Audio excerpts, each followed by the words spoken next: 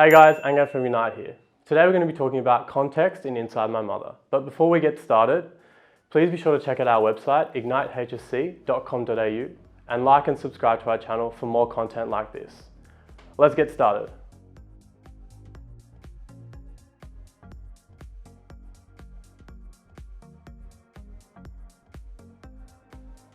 So there are three contextual issues which we need to think about in relation to Inside My Mother. The first relates to historical erasure, and by that I mean the denial of the injustices that have faced Aboriginal people since it was colonised, and the continuing issue of land rights in today's society. Now, when you read the poems, you'll find that Eckermann talks about a deep relationship with the land and how her family relates to that land. Now, she struggles to find that connection because of years of abuses of the land by governments that seem to deny or respect or understand the relationship that Aboriginal people have with their land. If we think about injustices, and we'll see that in the further slides, issues like the Stolen Generation, issues like the Northern Territory intervention had a deep impact on the ways in which Aboriginal people could live on the land and how they could understand their relationship with it. And as an offshoot of this, it had a dramatic impact on the way in which they could feel a sense of belonging to modern day society.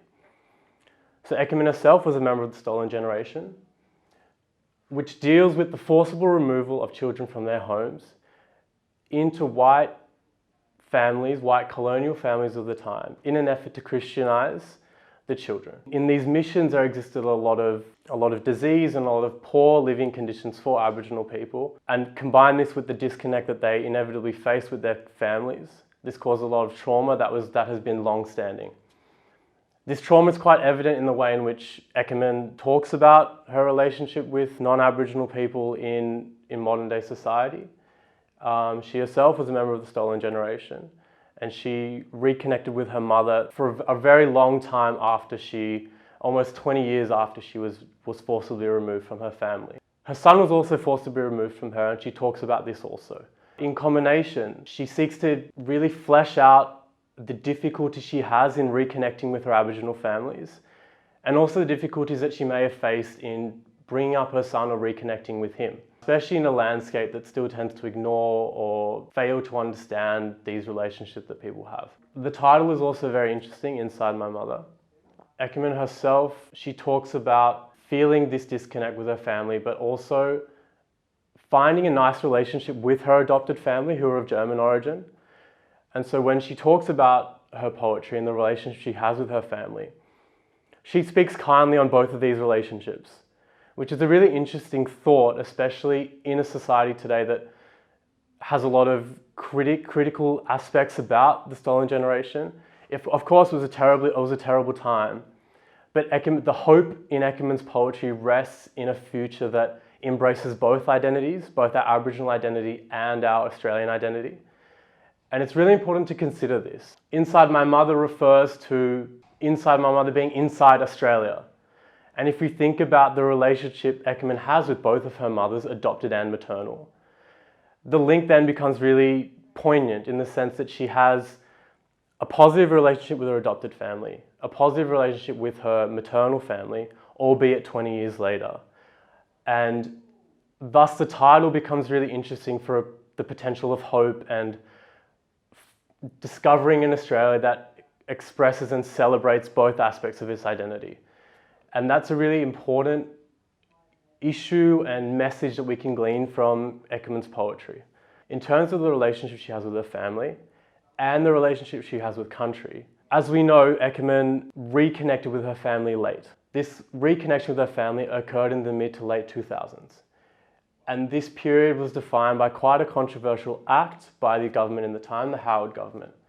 Basically, the Northern Territory intervention was a time when there were a lot of reports of sexual abuse in many Aboriginal communities. Now, these were reported and not necessarily supported by evidence or facts. But in reaction to these allegations, the Howard government imposed and placed a lot of control in these communities by imposing military-style occupation of the territories. At the time, Eckermann was living in one of these communities, and she herself describes living in the land and reconnecting with her family is a very joyous and very confirming aspect for her own Aboriginal identity. She talks about her being active, doing really great things, focusing on her job, focusing on her family. However, this occupation severely prevented it from occurring. In anything that you read, it's always important to understand where the poetry is coming from.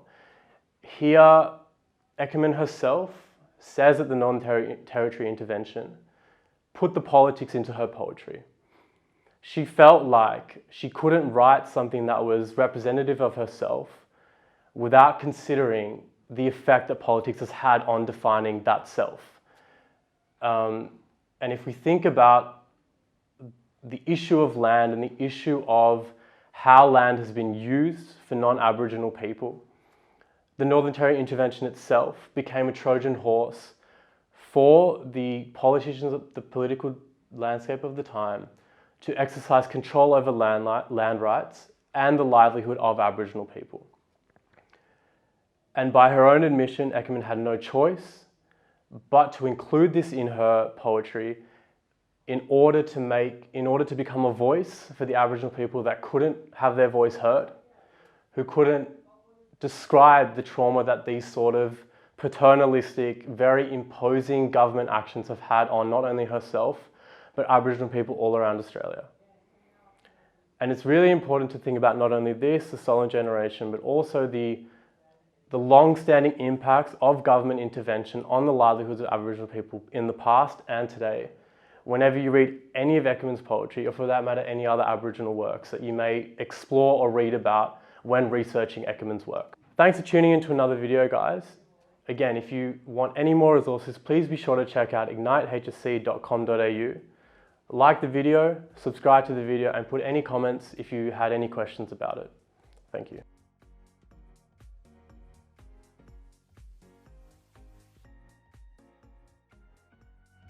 Hey guys, thank you so much for watching. If you do like the content, subscribe to our channel and we'll have more videos coming your way. That's right, guys. Thanks for watching, and please make sure you check out our online resource database. We've had a team of state rank achievers and heads of English put these together for you, covering everything from essay structures and examples all the way through to craft of writing and comprehension skills. So check them out at ignitehsc.com.au, and we look forward to seeing you in the next video.